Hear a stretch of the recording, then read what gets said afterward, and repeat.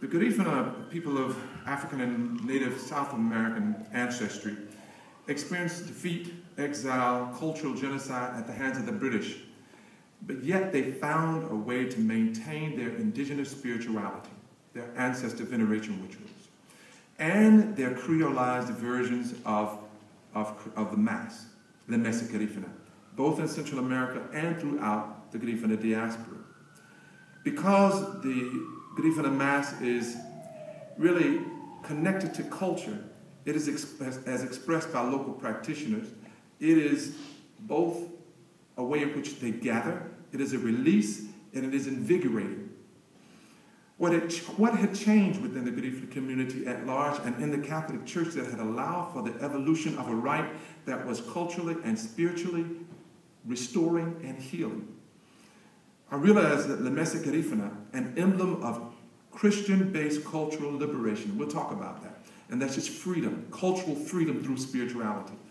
I realized that the Mass had become an expression of what is known in Latin America as La Cultura Cura, culture heals.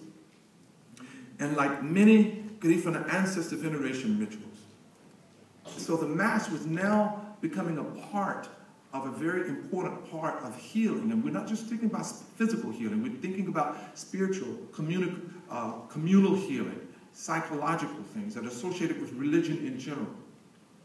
So the Mass had now become like things, like rituals like Dugu and Chugu and other things, as far as its importance within the community. The Messa Garifuna, in many cases, is performed monthly in a lot of the communities in Belize, Honduras, and Guatemala. And you also find this performed here in Los Angeles and New York and other places, of course.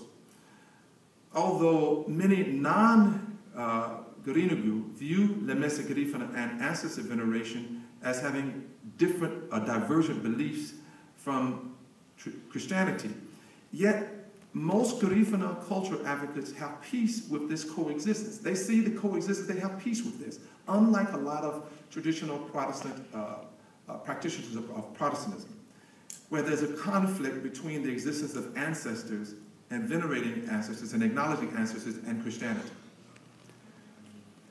The reason that they see this and they don't have a problem is because both the Mass and the ancestor rituals, they bring about a sense of community and solidarity.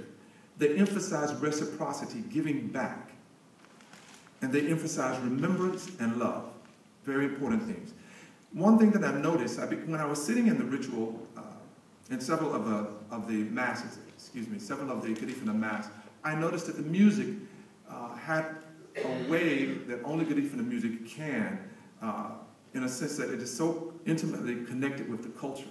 And I began to see that the Mass, instead of just simply reading the responses in Garifuna, now the music, the rhythms associated sometimes with secular things like hunga hunga and paranda and other things, the rhythms associated with that were now being introduced and included into the accompaniment of a lot of hymns and responses and various things.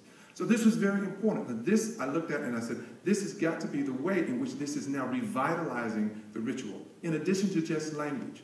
Language is one element, but when you talk about this music and everything, that becomes one of the key things, along with movement. Oh, we can have the house lights down now.